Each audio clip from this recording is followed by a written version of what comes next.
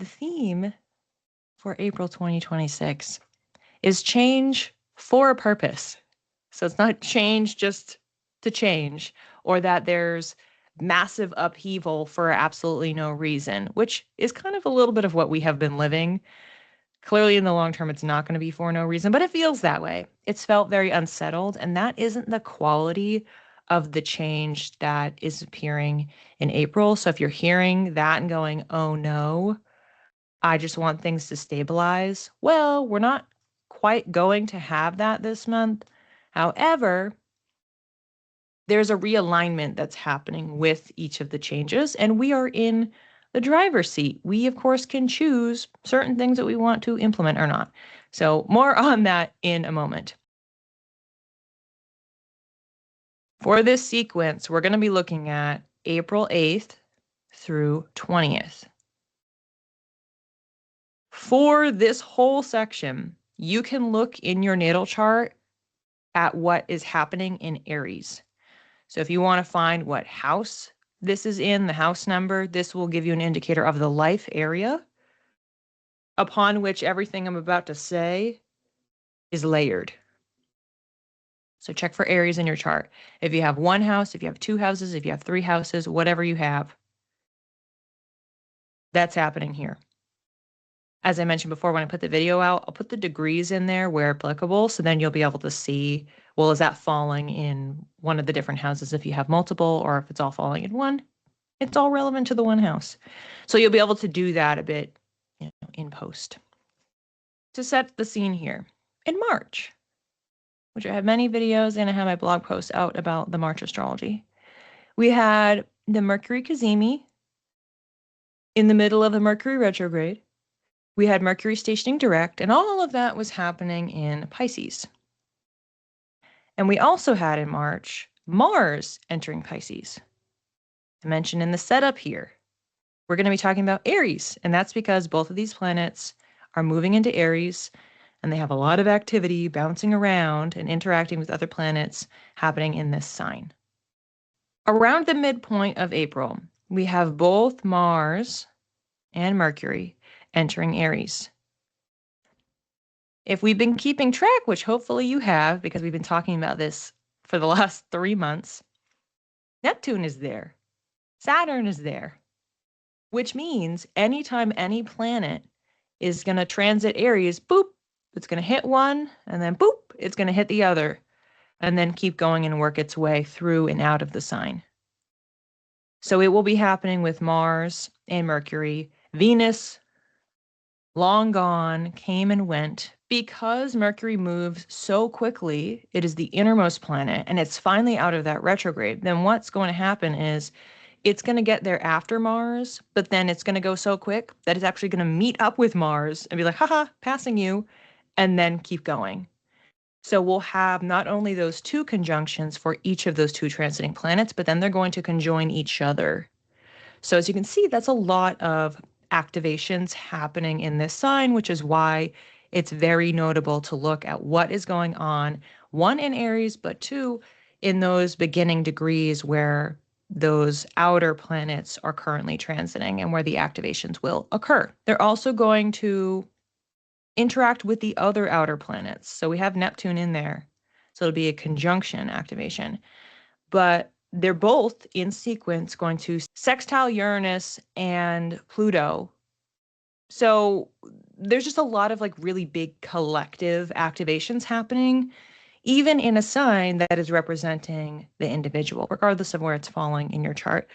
Aries is the beginning of the zodiac. And of course, we can't forget, hello, we're in Aries season. So for a huge chunk of April, the sun is also in Aries on top of everything else that we've already been discussing. So it's a huge pile up of planets within this sign. I'm going to start with Mars because that's the first planet transiting actively this month in sequence. Mars represents drive and motivation. This shift of it moving from Pisces into Aries indicates that the action that we're taking, because it's connecting also with Uranus just before it goes into this sign. So I'll back up. It's like a 2-for-1 situation. So literally right before it enters Aries, it does the sextile with Uranus. So we have this infusion with sudden change because Uranus is representing surprises, the unexpected. And then Mars is a planet of action. So things emerging, launching, popping up. And those are the final notes, the final experiences in Pisces. And then it hops over the line and goes into Aries. So I was framing it as it's a collaboration to disrupt those final moments for both planets. Because Uranus has been in Taurus and it will be exiting, and I'll talk about that more later. So we have a lot of planets that are right at the end of a sign and then moving into the next one. And that's why, because of the placement, they're all connecting with each other. So the question that we want to ask ourselves with this Mars connection with Uranus and then transition into Aries is what needs to start versus what needs to go. So the sudden shakeups could be because we're leaving it in the past. It's going to be what was in Pisces, what was in Taurus. Maybe we're blowing it up. Maybe we're just doing a bait and switch, something, a shift. And then now all of a sudden we're prioritizing this more. This is what we care about. This is where we want to put our energy. And that's the change that happens when Mars goes into Aries, which of course is a sign of its domicile. It loves to be there. It's supercharged in this sign. So it really wants to go. And we're going to be in that energy for the rest of the month and through most of May. So Mars goes into Aries on April 9th and then is there until May 18th. We have a little bit over a month where we're like on fire with wanting to get things done. And I've mentioned in previous videos when we were talking about the Mercury retrograde, we are currently in a retrograde-free period where all of the planets are moving in direct motion. So we have that, plus we have the sun there. So that's like the life force energy. And then we have Mars. Like we're ready to just get things done, move things forward. And coming on the heels of the astrological new year, in case you missed that, I have a video on it. I did a class on it on here. We have the momentum at our backs to really move forward. And if you had set a New Year's intention, those weeks with Mars and Aries are a really great time to get that done. We're feeling empowered. We're solidifying, making that happen, implementing those goals, either starting them or pushing them to the finish line, whatever that might be for you. After that ingress, very quickly after it goes in, Mars then conjoins the outer planets. I mentioned this earlier. First, it's going to conjoin Neptune because it moves so much slower. It's in the very, very early degrees. And what that does is it warps our perception of our progress. So we blew things up with Uranus. We're like, see you later, Pisces. I'm out of here. Then we move into Aries. We're like, oh my gosh, I'm ready to get things done. Let's accomplish my goals. Let's kick them off. And then it runs into Neptune and we're like, am I doing this right? Is this the right thing? We start questioning that passion and that initiative that we're taking. But we do have an opportunity to flip this on the positive. And instead of it being about self-doubt, it's leaning into intuition because Neptune also represents intuition. So how can we connect maybe what our guides are telling us, what our gut is telling us about those actions that we're taking? And if we want to realign, we can realign, but we need to have that spiritual connection. So again, this is an alignment opportunity. We're aligning our actions with our soul work. What are the goals that we set? Let's make sure that they are connected to our spirit. Then we have the sextile with Pluto. So Pluto is off in Aquarius. It entered there late 2024. It's going to be there for another 18 years. It's a long, long journey moving through that sign. And Pluto represents rebirth and transformation. What that means, because Pluto moves even slower than Neptune, not only are we making sure that our actions are in alignment with our soul, and our spirit and our intuition. When we have this checkpoint, a sextile, which is a supportive energy with Pluto and Aquarius, we're also having to check, are our actions, are our goals working for us in the really, really long game? Are they supporting our long-term growth, personal journey, and transformation? So what may happen as April is progressing is we might find that maybe these feel really supportive, maybe they feel a little bit uncomfortable. It's probably going to depend on the person. It's probably going to depend on the goals that you have and if you are in alignment. And if you're not in alignment, they're going to feel more uncomfortable because you're getting snapped back into place for each of them. Of like, hey, does this line up with Neptune? Does this line up with Pluto? And then, of course, we have our second conjunction, which is with Saturn moving through the sign since February 13th. And after we have received that insight, so the divine wisdom, the connection, soul alignment, the long-term transformational alignment, looking at the underbelly, now Saturn is there. And it's like, okay, let's recommit.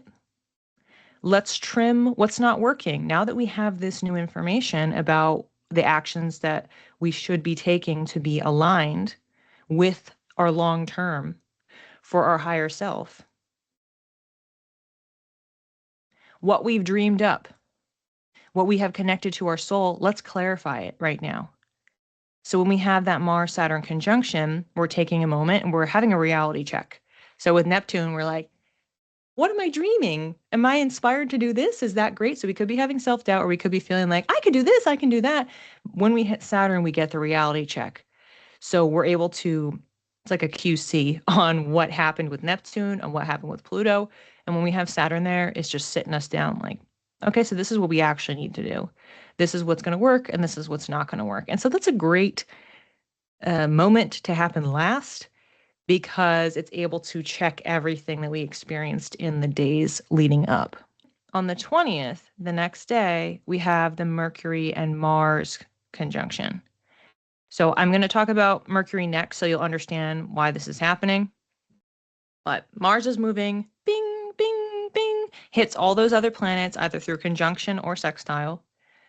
And then Mercury is flying up on its tail and then meets up with Mars.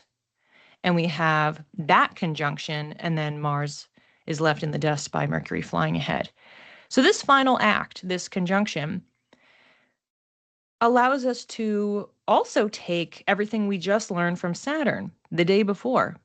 We've clarified our goals. We have identified what's not going to work based on our dreams, based on our intuition, based on our long term. And Saturn is also very long-term thinking as well.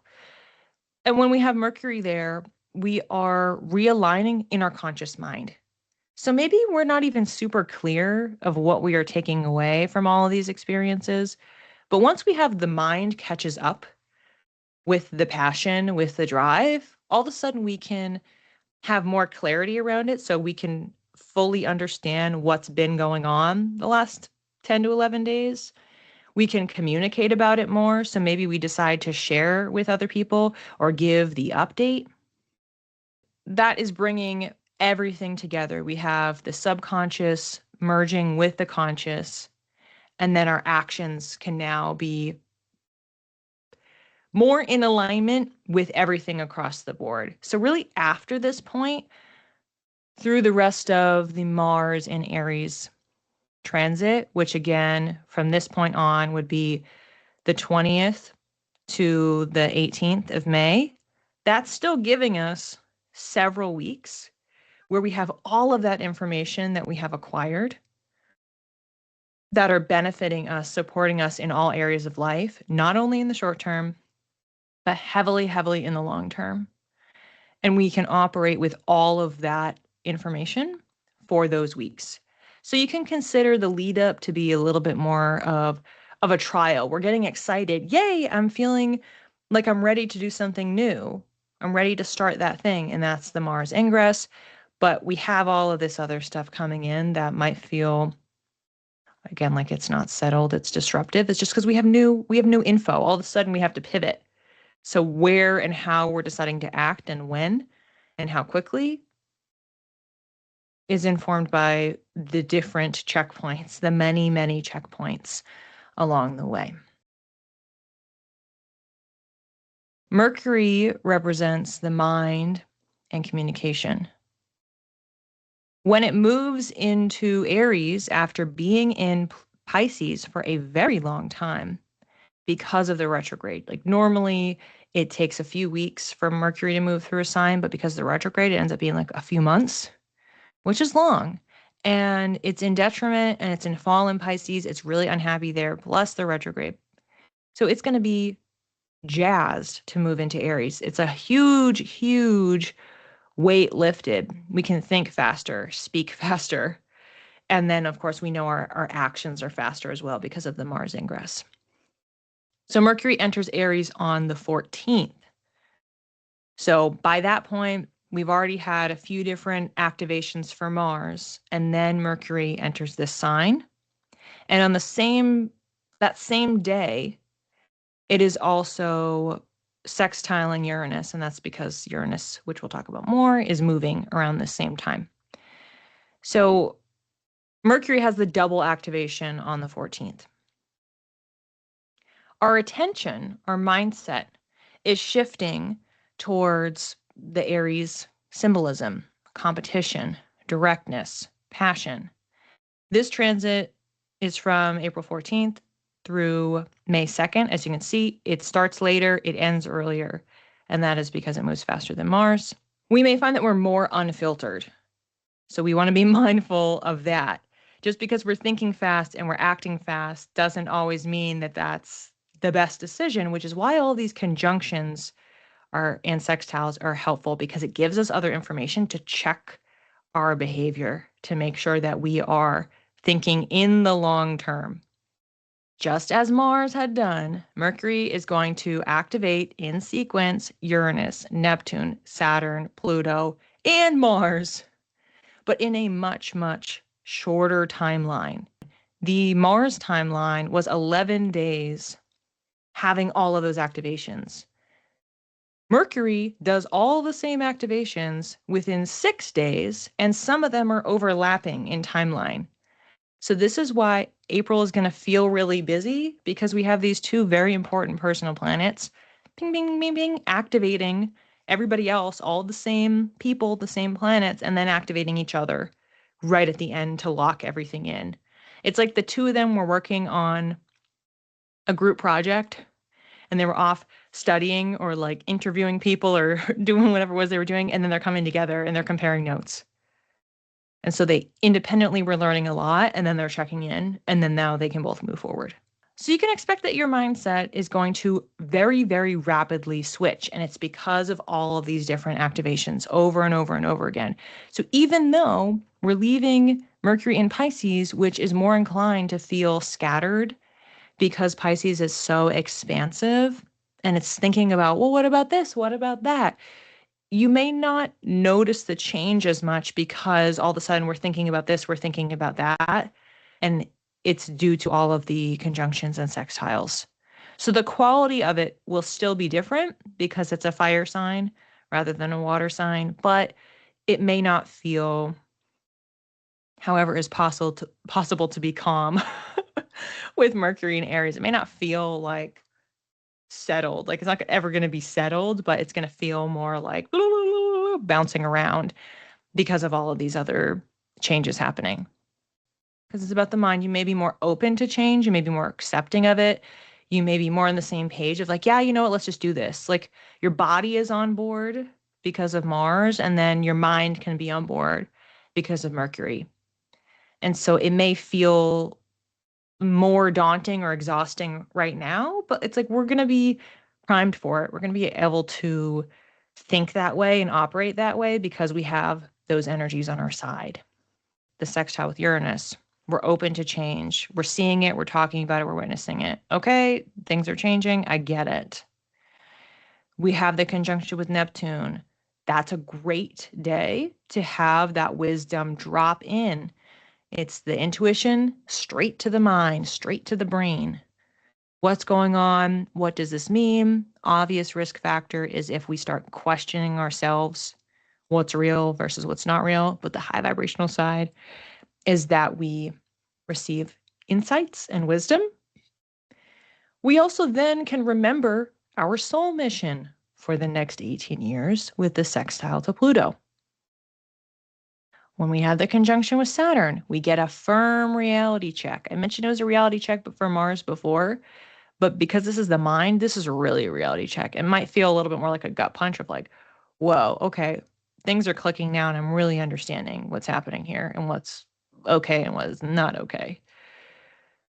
And then we close the whole long sequence out with that readiness in collaboration with Mars of like, now my mind is ready, my body, my actions, my motivation, my inspiration is ready. We have the comparison I'm having, it's like Dora the Explorer. It's like she goes over the bridge and then she goes through. That's how this feels.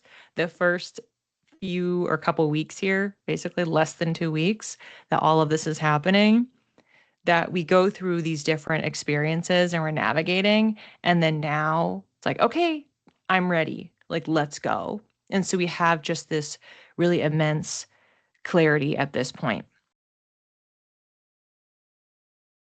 And really, the too long didn't read version of this whole sequence that's happening with both Mars and Mercury is that we are learning, we are remembering, we need these reminders. Hello.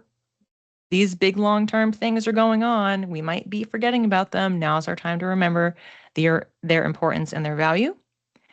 And we're also taking action all month long. And that big culmination point happening on the 20th is allowing us to just allowing us to integrate everything, which is a lot.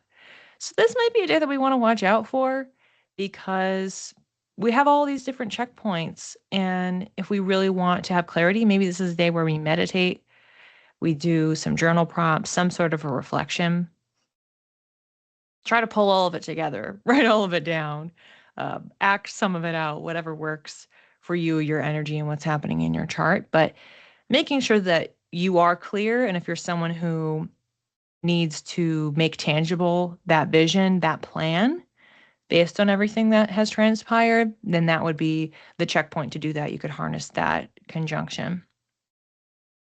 But ultimately, what we're doing, I mentioned the theme for April being change for a purpose. And here, all of these changes are happening because we want to make them. Our mind is there, our passion, our motivation is there. But it's for a purpose because we need to know what all of these outer planets are doing. We need to act, think, speak, communicate accordingly. Although our degrees of these conjunctions spread over full Aries are concentrated in early degrees.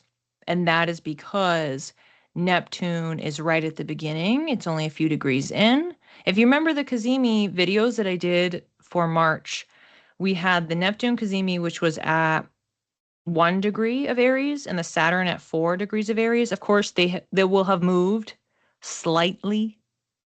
Saturn would move more than Neptune, but like maybe just a few degrees. So we're still very much in the first half, if not the first third of Aries. And then same thing with all the sextiles. The sextiles are happening during that same beginning slice or right at the end of Pisces as they're transiting through. Most of the events that we just spoke about, so this would be the beginning of Aries, they're all happening like right here. And then right, literally the last degree of Pisces. So everything is happening, all of the stuff that we just talked about, which was a whole lot of activations because of the two transiting personal planets, like hitting everything. It's all happening literally right here. And in Aries season, which means the sun is in here too. So yes, of course, we have other planets, chilling off in other signs. But this is going to be where so much is going on. And yeah, that's why it's really, really notable.